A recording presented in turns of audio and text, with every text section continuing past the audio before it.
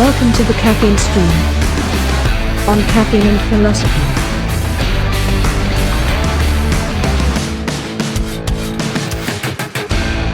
Hello everyone and welcome to the 21st episode of the Caffeine Stream. My name is C.B. Robertson and today we're going to talk about hatred. In 2017 I published In Defense of Hatred, and it's in need of some updating. It was the first book I wrote, and it was not the best book I wrote, though I think the central argument still stands, and in fact stands more strongly now than it did even at the time. Which is it's one of the strangest experiences as a writer to write something and to be convinced of your position by just thinking it through, but without doing any real scientific research on the subject. And you put this idea out there, and then later, after hitting that publish button, you discover the scientific research, and you see all the ways in which you could have been wrong, but in fact were right. I don't know if that proves that philosophy doesn't need science, or if I just got lucky, or what the case was, but or maybe it's just all confirmation bias. You can decide. So anyways, it's worth giving reminding listeners of the cultural context here. Hatred is one of the few emotions that is pretty universally rejected as immoral, and this isn't just a cultural thing, although it is funny how culturally ubiquitous it is. I have a few quotes here that I opened my book. In fact, I think I'll just read the first few paragraphs of Chapter 1. So this is from Chapter 1 of In Defense of Hatred. "Darkness cannot drive out darkness," said Dr. Martin Luther King Jr. "Only light can do that. Hate cannot drive out hate. Only love can do that." We might come back to that quote, actually. Nelson Mandela: "No one is born hating another person because of the color of his skin, or his background, or his religion. People learn to hate, and if they can learn to hate, they can be taught to love, for love comes more naturally to the human heart than its opposite." Attributed to him, among various others, is the aphorism that hating is like, quote, "swallowing poison and hoping it kills your enemy." Mother Teresa followed a similar script. "If you judge someone, you have no time to love them." Perhaps judging is not synonymous with hate, but it certainly is a prerequisite, and still frames love not merely as a good, but as something owed to all. And, of course, there is Gandhi. "Anger and intolerance are the enemies of correct understanding." Being moral saints of the modern age, these patrons of inclusion and diversity have set a tone for what our expected relationship with hatred is to be. Or perhaps they are merely a product of that expectation. For us, it makes no difference. What is important is whether they are right. End quote. That's all I'm going to read of that for the time being. And that really is the question. Is hatred good or evil? Is it good or bad, rather? We just talked about Nietzsche, so we can make that distinction now. It wouldn't, and it's, of course, these are the cultural, tone setters, but we have this in law as well. We have, in many countries, crimes against hate speech. In the United States, this is not officially sanctioned by the government, but it is enforced at a more local level in many companies. In many schools, there are bias incident policies against hate speech, something I became extremely familiar with in my 2 years at community college. And we have actually on the books hate crimes, which is, you take an act that is illegal, but if it can be reasonably deduced that the act was motivated by hatred, ethnic or gender or some other hatred-oriented bias, the already illegal act is more illegal. You'll get a heavier sentence if you are, assault someone while shouting racial slurs. It essentially finds a way to insert hate speech law into the books, so long as there's some existing crime being prosecuted. So hatred is already de facto prosecuted in the legal world, and it's, to my knowledge, the only emotion that is prosecuted explicitly as an emotion. Hatred is the crime in a very meaningful sense. So is this hatred justified? I think there's a very strong case that it is not. And the arguments against hatred, which we'll get into in a little bit, there's really just one argument against hatred. Well, two, I suppose. But we'll get there. But first we have to begin by describing and exploring what is hatred exactly. If there was a singular thesis of my book in defense of hatred, it is that hatred is disgust towards mind. And I made this assertion purely from sort of introspection, basically. Just thinking about what it's like to hate other people or things. And it just felt more like disgust than it did like the two other emotions that it's normally compared with, which are anger and fear.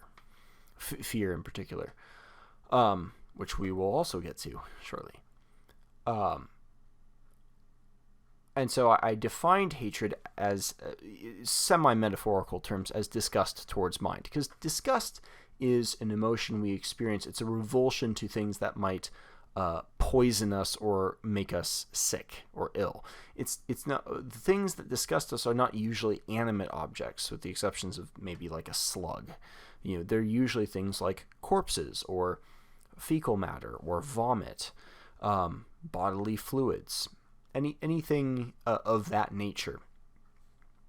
And I was drawing on the works of David Pizarro at the time. David Pizarro is a social psychologist, but also became something of a moral psychologist because he did a lot of research on disgust and the effects of disgust. His TED Talk is really fun to watch.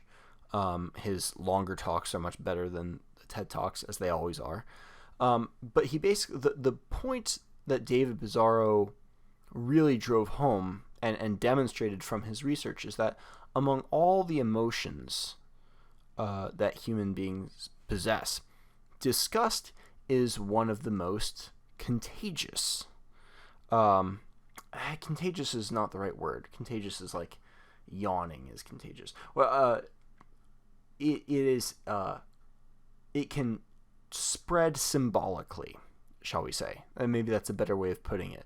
So he would do studies like he would put hand sanitizer out while asking for people to fill out some questionnaire, and people who were presented with the hand sanitizer or just subliminally aware of hand sanitizer wound up being filling out the survey in a more conservative fashion as opposed to a more liberal fashion. Conservatives tend to be more disgust sensitive than liberals. So there's no connection, obviously, between the presence of hand sanitizer and whether or not more or less immigration is good for your country at a political level. But that cue, that the reminder of the possibility of disease or disgust and illness can trigger more conservative thinking. I was just watching a video recently of Dr. Robert Sapolsky, the behavioral biologist from Stanford, talking about hatred. And like I said before, I had made this assertion having done no scientific research. And here is, Dr. Sapolsky, one of the most respected neurologists, neurobiologist, whatever he is, in the field, primatologist and endocrinologist, among other things, saying, yes, actually, hatred comes from the disgust sensors in the brain, specifically the insular cortex. And hatred is essentially symbolic disgust. It's disgust that has transcended the mere disgusting things that affect other animals and humans, because we can think symbolically, can say, those other people are like cockroaches if you live in certain parts of Africa, or those people are like rats, or maggots if you live in the United States circa 2018. And it's the association with disgust sources can create the emotion of disgust, which is what we experience as hatred. Interestingly, the scientific connections don't actually end there. About a year and a half after I published the book, I was forwarded a number of articles, actually, about the relationship between oxytocin and not hatred exactly, but I think they pointed to Schadenfreude and gloating over the suffering of opponents and enemies. Oxytocin, of course, as everyone who's delved into brain science knows, is the cuddle hormone. It's what we produce when we're bonding with other people that we care about in that like warm, cuddly, feeling generating kind of way. But it turns out that's not all that it does. So we see another thesis of my book was that love and hatred are inextricable. There was this extremely annoying platitude, not a very good slogan, created by, I believe, the Hillary campaign, that love trumps hate. And it wasn't a very good political slogan because the syntax was a little confusing. It's like, are we supposed to love trumps hate, or are we saying that love trumps hate as a verb, but then the proper noun is lost? It was not the clearest sloganary, but it's also just wrong at a direct semantic level. Love doesn't trump hate because hatred is an expression of love, which, ask any conservative, we have experienced. I don't want to identify as a conservative because I'm not. There's many things in the conservative sort of political worldview that I don't adhere to, that I don't believe. But I was a Trump supporter, and I mean that was the important part in the last 2 voting cycles. So Trump supporters have certainly been on the receiving end of hatred far more than the supposed hatred that that Trump and his supporters expressed towards immigrants or Muslims or what have you. Anti-Muslim sentiment was very much a OO's era thing. I don't think anti-Muslim sentiment has been a thing really after 2010, 2011. There was some very strong anti-Muslim sentiment back in the post 9/11 decade for sure, but that wasn't really as strong of a thing, just in my opinion, as someone who I would like to retain my anti-Islamic credentials, to be clear. I very strongly oppose Islam. I think it's a bad religion in the West. There is things to admire about it over there in other places, but that is perhaps a digression and a subject for another podcast. Although it is related to some of the inspiration for writing In Defense of Hatred in the first place. So maybe I'll get to that more later. Anyways, returning to oxytocin in the brain. The oxytocin relationship with love and hatred sort of demonstrates the duality going on here, even if it isn't a precise one-to-one with love per se and hatred per se. But there is one more point beyond the disgust and the oxytocin, which is the neural circuitry itself. And here I'm drawing from another Robert Sapolsky lecture, and this wasn't my observation. This was actually the observation of Karen Strawn, a female MRA from Canada, who noticed that when Robert Sapolsky was pointing out this crossover between sexual desire and violence in neural circuitry in men, he said maybe that explains why some men confuse violence with sex. And what Karen Strawn noticed was that this is far from the most intuitive conclusion one might draw from such an observation about the circuitry. The far more intuitive and obvious conclusion is that sex is a big motivation for violence. And indeed, we actually see this play out in the world of bonobos and chimpanzees, where a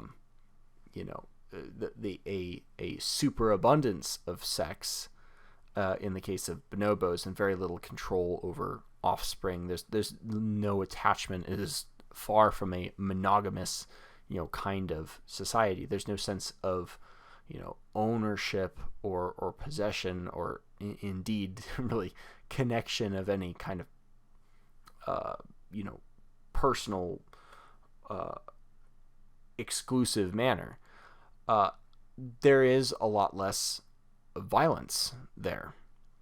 But with chimpanzees, we see, which are, I don't know offhand if they're more monogamous or more harem style. I believe they're more harem style, but there's still, a lot more possessiveness and exclusivity in relationships there. And we see, violence not towards the females necessarily, but towards other competitors. And this is, of course, what motivates all kind of rut dueling behavior that we see in like ungulates, for example, deer and elk and rams that butt heads for mates and things like that. That is sex motivated violence right there.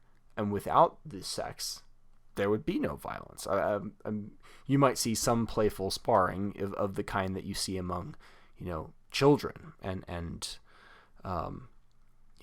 the child age, that kind of play fighting that you see among young animals, but not like the real mate dueling of older males. So there's a neural connection between love, and that's not necessarily hatred in animals like deer or elk. But again, that symbolic reasoning that humans possess can bring that to the table in some cases. So I guess to conclude with what hatred is it's disgust towards mind, and it's disgust towards mind that is motivated by love. Because if it was just disgust on its own, it would be pure self-preservation. It would just be pure just survival instincts. But we've extended that, and things that don't threaten us personally but threaten other people that we love can cause hatred. In fact, quite a bit more hatred sometimes. The violent rage of a mother bear towards anything that gets between her and her cubs comes to mind. That threatens things that we love, whether those are people or ideas or objects or places, what have you. So, I suppose it is worth mentioning the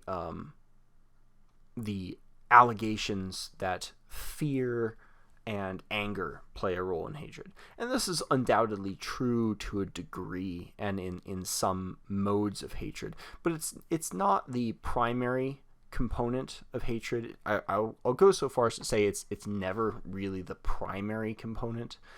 Anger is more about rectifying wrongs. Anger is more of a justice emotion. It's like something wasn't fair, something wasn't done correctly, and I'm mad at someone being negligent or incompetent, and they should be punished. I don't want to, I don't want to draw and quarter them necessarily. I just want them to be. I just want the wrong to be righted. That something is not correct. And fear is also, self-preservation oriented, but it does a very different thing to the body than disgust does. And fear is it's a very different feeling than hatred, I think. And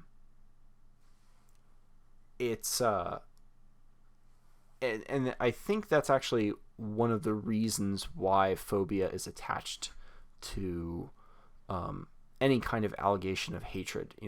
We might hear homophobia is a hatred of gay people. Well, it's sort of a double mind reading, gaslighting maneuver, because of course, people who say, for example, like, oh, I'm not sure if marriage describes, same-sex relationships in the way that we want to legally recognize, or something to that effect. They're not necessarily afraid of gay people. In some cases, they don't even hate gay people. But the calling of hatred as a fear is itself a kind of insult, and it's a low-grade form of not dehumanization exactly, but it's a way to demoralize the other side, making them feel misunderstood and just like cowards. Really, it's an allegation of cowardice. Oh, you're just afraid of these two people, getting married. Well, no, I'm not afraid of it. I just don't think it's correct. I'm mouthing this. I'm myself ambivalent about gay marriage. It's just one of the many examples of phobia that comes to mind these days. Sorry to make this subject so political. It's unfortunately sort of an inescapable part of this conversation about a psychological state. It is the way things are in our culture today. So anyways, fear and anger can be components of hatred, but they're not a core component. Disgust really is the essential component, and you could just as easily say, well, being disgusted by gay people maybe isn't the best thing ever either. Maybe fearing gay people would be better for gay people than people being disgusted by them. But in any case, disgust is the primary component of hatred. It's not fear or anger, and in some cases there is no anger or fear. There is a kind of pure hatred that is neither angry nor fearful. It transcends any kind of justice, any sense of justice or fear. So this leads us to the question, of course. So now we have a grasp of what hatred is. Is this thing good or evil? Does it make sense for us to talk about hatred as a bad thing? It's worth asking to begin with. Is hatred even something you could get rid of if you wanted to?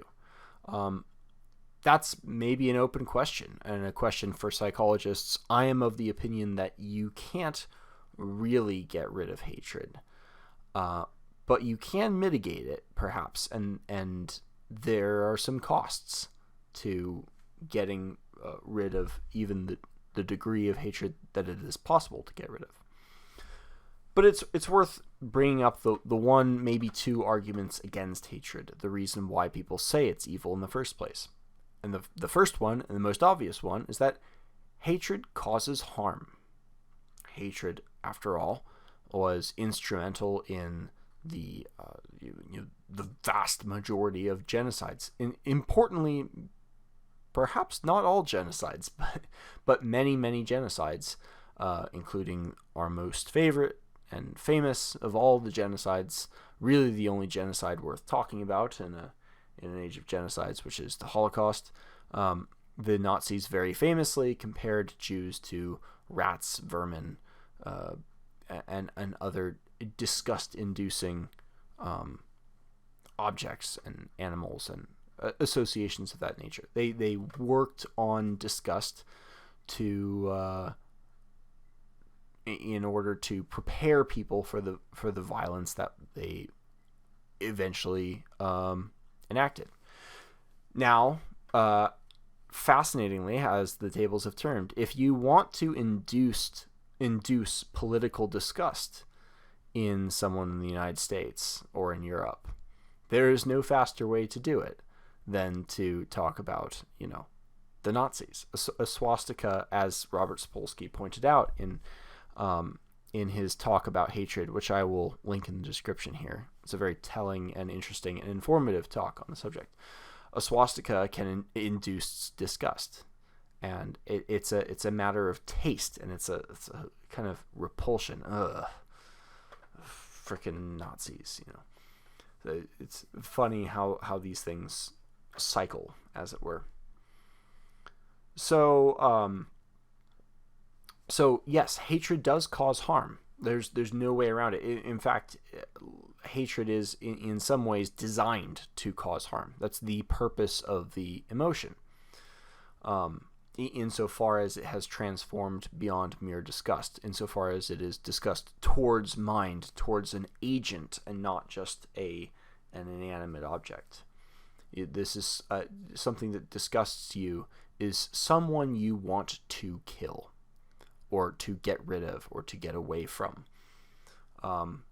Perhaps the most universal object of disgust is would be a pedophile, for example. There's no good parent, I would argue, who isn't disgusted, who doesn't hate pedophiles. And I want to take a moment while I'm on this subject to clarify an important point. One of the points I argued in my book, and this was perhaps the clumsiest thing I did in the book, was that I said you can't hate ideas. You can't hate objects.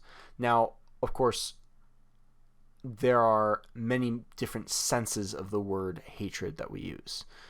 I to this day hate asparagus, but I don't hate asparagus in the same way that I hate pedophiles. They're different. In a real sense, they're different words. And so, we can hate ideas, Marxism, for example, or nihilism, in the way that we hate broccoli, but there's no, as it were, call to action there. That's not controversial. When Martin Luther King Jr. is saying, hatred cannot drive out hatred, he's not talking about driving out our hatred of broccoli or our hatred of an abstract idea. He's talking about hatred of other people. And the controversial notion, the real question is it moral to hate other people? That's the question being discussed. So we can't get around the fact that hatred can and indeed is designed to sometimes cause harm. Isn't that bad? Well, it can be. It absolutely can be. There's very what I call unjustified hatred, but perhaps there might be justified hatred. And the question that all of these anti-hatred activists and the people who repeat the platitudes about hatred being bad have to deal with is, how do you respond to hatred? What do you do when you find hatred in the world? And the answer that we see at the cultural level is more hatred, hating the anti-haters, as it were. And of course, we saw this in our recent election cycles, but it's gone back much further than that. The Trump constituency was accused of hating immigrants, and so the Democrats then hated the Trump constituency, the MAGA Republicans, aka maggots, as they've been called, but in many cases. And of course, the hatred is reciprocated in turn. This is not to say that we're about to face some kind of genocide. I'm just pointing out the patterns here. So, in that kind of dynamic, where the people who are most vehemently against hatred are also, in many cases, the most the most outspoken in their hatred. The idea of getting rid of hatred becomes an increasingly silly thing to contemplate. It doesn't seem very serious.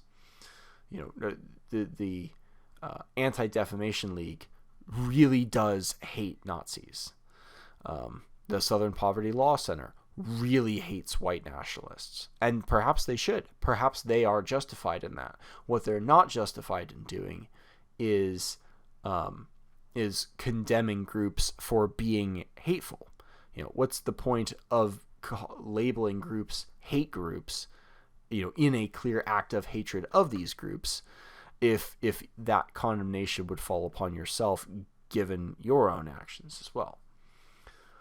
And the answer, of course, would be, well, we have good reasons because we're judging them by their beliefs, by things that they can change, which, first of all, may or may not be true. But second of all, it's just saying, well, our form of hatred is justified and their form of hatred is not, because they're hating people just on the color of their skin or on other characteristics that they can't change. And maybe fair enough, but that doesn't, get hatred out of the picture in either case. So the trouble with how do you respond to hatred in the world if you believe that it's bad is a tricky question. There is the pacifistic and in some cases Christian response, which is to just refuse to reciprocate. Other people hate you, and you turn the other cheek, as it were. I know Christians will get mad at me. That's not what Jesus meant by that, blah, blah, blah. You get the point, as it's colloquially used in culture. If not Christians, groups like the Jains, certain strands of Buddhism have that approach. And they say we can get rid of hatred by being that kind of example in the world. And that's one approach you can do. There are downsides to that too, we'll get to. Actually, I think we'll go there right now. Which is that oxytocin-based connection between hatred and love. If you were to give up hatred, would you also be giving up love as well? Or at least a certain depth in love? I argued in the book that hatred is inextricably bound up with love, and that without the latent possibility of hatred, you actually lose a seriousness and a depth and to a degree a possibility of real love as well, because hatred is an expression of love. And refusing to hate, or refusing to leave the possibility of hatred on the table, is it feels divorced from reality and inhuman to some degree. When I really began writing in defense of hatred in the aftermath of the Bataclan massacre. It was a Muslim attack in Paris that killed I want to say like 80 or 90 people. Might have been more, might have been like 150, I don't recall. It was in two places.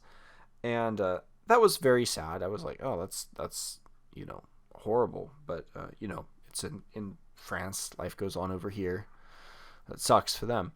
But then I saw an interview on TV where it was a father and his son were being interviewed together, and the son, who must have been like 4 or 5, maybe 6 years old, was saying, Daddy, we have to move out of the city now because there's bad men with guns who want to kill us. And the dad said, no, we're not going anywhere.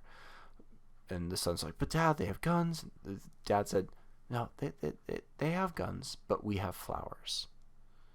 And the boy is sat there stunned and puzzled. It's like, but flowers don't do anything to the guns. And the father said, yes, they do. They'll fight against the guns with flowers. And, for a 5 or 6-year-old, this was apparently compelling logic, and he was relieved by that. And of course, all the pundits and news reporters watching this just thought it was the most wholesome and heartwarming thing in the world. And I suppose as a father now, which I wasn't at the time, I can say that there is something to alleviating the acute stress of a child.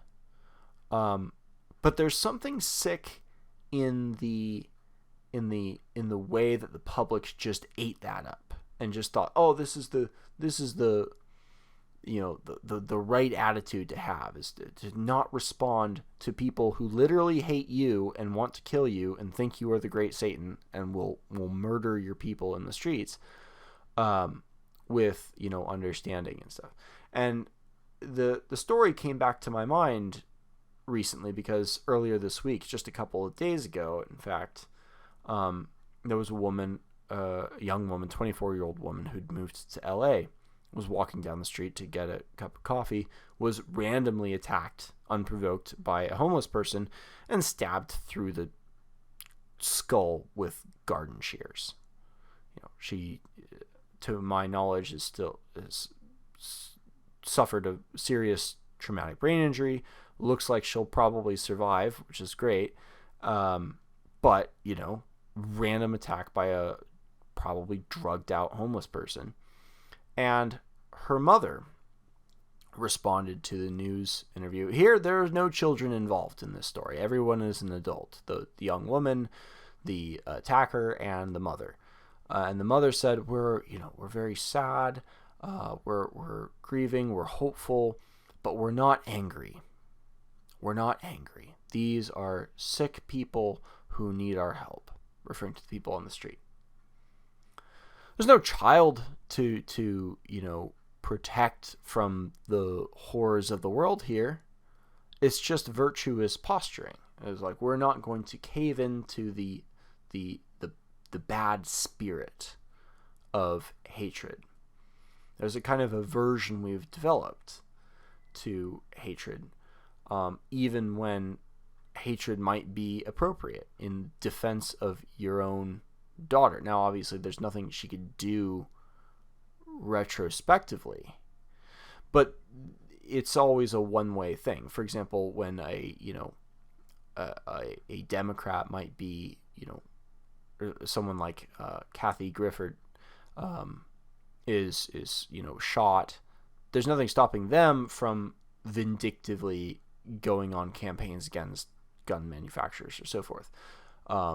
If someone were to do that against the homeless, however, it would be treated as unjustified hatred. And again, I'm not saying this, I'm sure my bias is coming through quite brazenly, but someone of a left-leaning persuasion could say the same things I'm saying, just slightly tilted in the other direction, and the general point about the validity and invalidity of hatred would remain. I'm only pointing out the consistency, not to try to blame Democrats and defend Republicans, or vice versa, but just to say hatred is perhaps ineradicable, and there isn't really a way around that point without giving up the love for the things that we value in this world. So there is good and bad forms of hatred, though, of course. And just as, it could easily be said that the Nazis were extremely misguided and scapegoating to blame the Jews for all their problems as a country, whereas their anger probably should have been directed at the English. And the other people responsible for the Treaty of Westphalia, but the Peace of Versailles. I'm getting my historical dates mixed up. You can misplace hatred in other ways too, and some of them are quite crude and tragic. One of the worst stories I remember hearing was in the aftermath of 9/11. Many people very quickly developed a hatred for a religion they did not understand very well, which was Islam, and to the point that they couldn't tell the difference between a Muslim and a Sikh. And there were a few extremely tragic cases of Sikhs getting attacked, and of course of Muslims unjustly getting attacked as well. For those of you who aren't caught up on that whole thing, the 9/11 was carried out by Wahhabi Saudis. I think like 16 of the 19 attackers were Saudi, and they were all Wahhabists, which is a particular sect of Islam, a particularly conservative and reactionary, fascistic sect of Islam that doesn't describe 99% of Muslims in the world. It would be like attacking a Catholic because you thought Jehovah's Witnesses are going to prohibit everybody from getting blood transfusions. It's that kind of a distinction. But it's particularly ironic when Sikhs get attacked, because Sikhism was, as a religious tradition, literally emerged as a response, as a warrior religion against Islamic expansion in North India.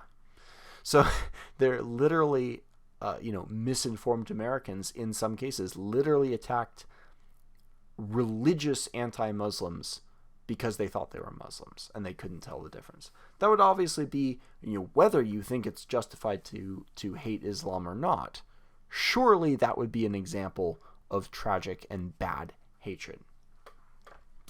And one could argue that hating Muslims at all could be an inappropriate expression, because loving the Twin Towers in New York and what the Twin Towers stood for and what was being attacked was an incorrect thing to love as well. Maybe America is evil, or maybe if you love America, you're loving too broadly and too profligately, and you should be reserving that for the people in your local sphere, in your own life, your family and friends and so forth, and not becoming such a nationalist.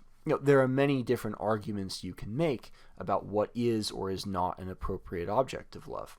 And that's really, I think, the important question. What is right to love?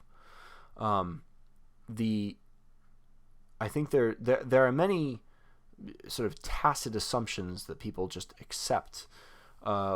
Perhaps the worst of which is that love is some just sort of all-excusing virtue, that it's all about love and love is always right.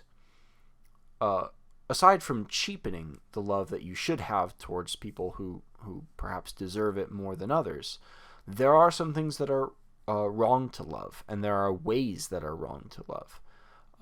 My go-to example of this is Vladimir Nabokov's masterful novel Lolita, which makes people uncomfortable, and it should make people uncomfortable. The narrator and antagonist, I suppose, Humbert, is a pedophile, and he's speaking in the second person to the reader about how, no, it was the nymphette, it was the young girl who really seduced him, it's not his fault, and he argues that his pedophilic interests and escapades were not just a form of sex, but a form of love.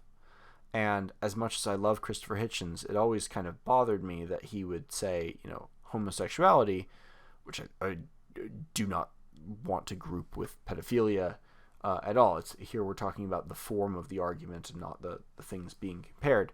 But I would say homosexuality is not just a form of sex, but a form of love, as if that's a kind of defense. Well, pedophilia perhaps could be a form of love too. And in fact, Humbert argues that it is, and he might be right.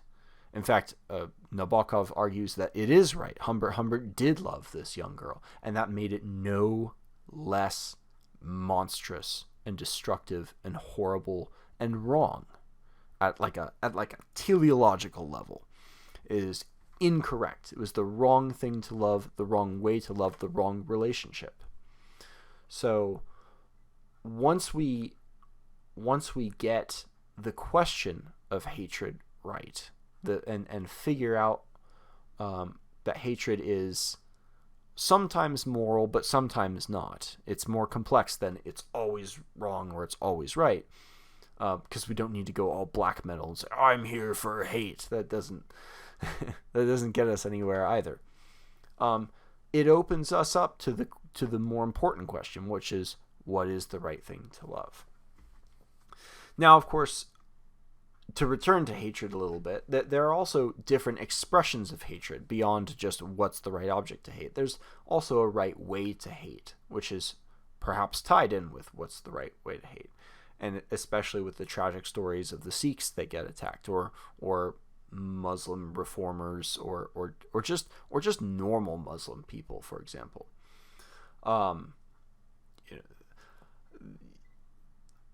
There are I divide it into two primary forms. There is what we might call hot hatred, which we might see as having a touch of anger or fear mixed in. Hot hatred would be generally uninformed. It's a reactive emotion, and it is unstrategic and wild. Someone's just filled with rage and they just blow up. That would be hot hatred. And then there is what I think is better, which is a kind of cold hatred. This is a the Klingon thing, or the, for poetry nerds, the Rudyard Kipling Wrath of the Awakened Saxon, which might be worth reading, actually. No, I'll skip it. We can do that another time. And cold hatred is more collected. You've done your due diligence in actually understanding what it is that you're opposing. And perhaps, an initial hot hatred reaction, which leads to, I'm going to learn more about these people. I'm going to learn more about these evil Muslims. And then you dig in and you're like, oh, so there's Sunni and there's Shia and Wahhabi, which are a subsect. And then there's the desert mystics, which have nothing to do with either of them. And there's a subsect of the subsect, and they're at war with each other. And it's, it would be I'm totally misguided. In fact, some of these people are kind of not a friend, but an enemy of my enemy. And it can actually alleviate initial hot hatred. In other cases, a deeper understanding leads to a deepening of the hatred, which was my experience with Marxism and with higher education. The more I learned, the more I was like, oh, this is horrible. This is awful, and it's intentionally awful. And it should be avoided at all costs. Now, and this leads me to, I think, an important distinction, which is that hatred isn't always expressed in the same way. There is the extreme violence, the genocidal destruction on one end. And then maybe in the middle you have undermining, things like the ADL, which go on, and the SPLC, which go on hate-motivated lawfare campaigns. And through the legal process, without violence, they undermine and destroy things that they don't like in a more economic and legal fashion, and character attacks. But I think the best and most productive expression of hatred is withdrawal and avoidance. If you've taken the time to understand something and to recognize what it is, and that recognition and understanding also illuminates weaknesses. If it doesn't illuminate that it isn't worth hating, it can. It's first of all the justification in hating it in a moral fashion. But the best form of all is very often just avoidance. You just stay away from it and don't have anything to do with it. It is what I might call the hatred of Achilles, the withdrawal from the battlefield. And it's often the best way to improve your life as well. And it's the one that is, I think, the most closely tied with that primordial ancestral bedrock of hatred, which is disgust. You don't want to cause a genocide of slugs. You don't want to, bring a lawsuit against, a virus. You just want to stay away from it. You want to avoid it. And it's one that is,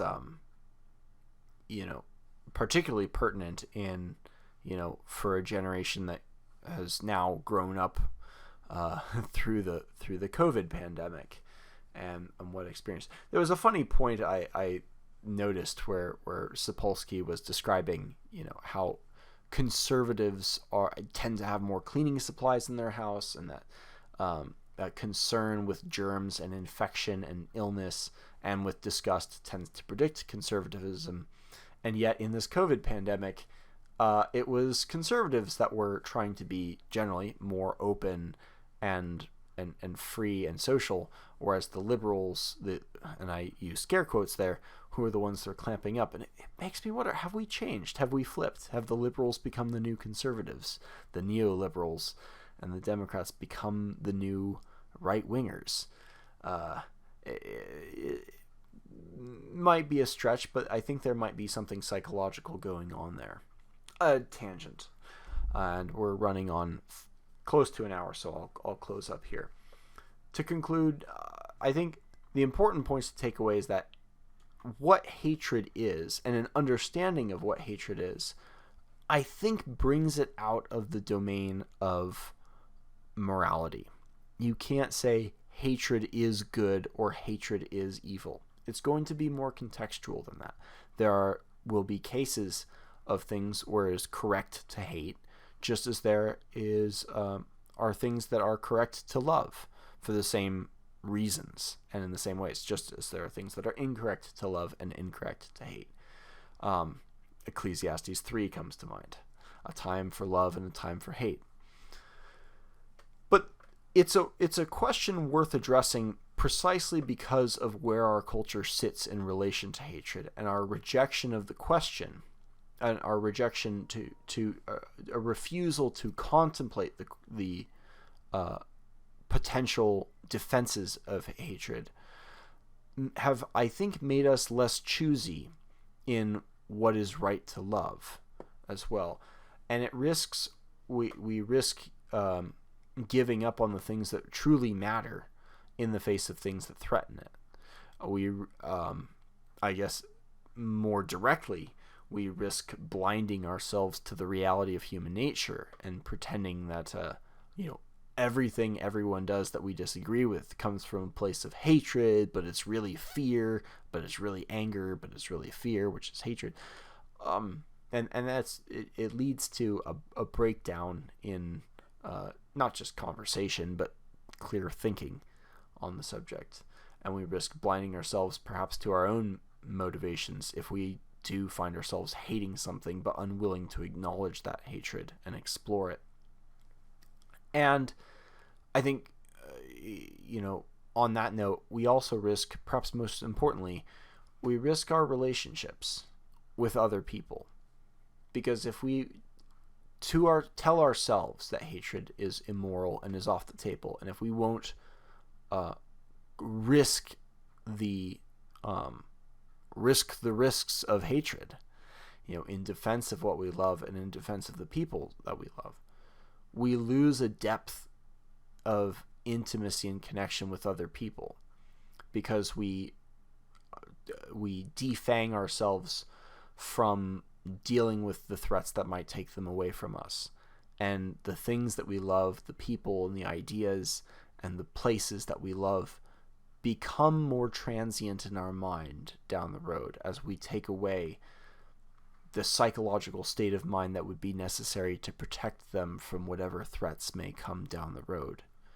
And it takes away a layer of that depth of love that could, I think, make our lives deeper and richer and more important to others.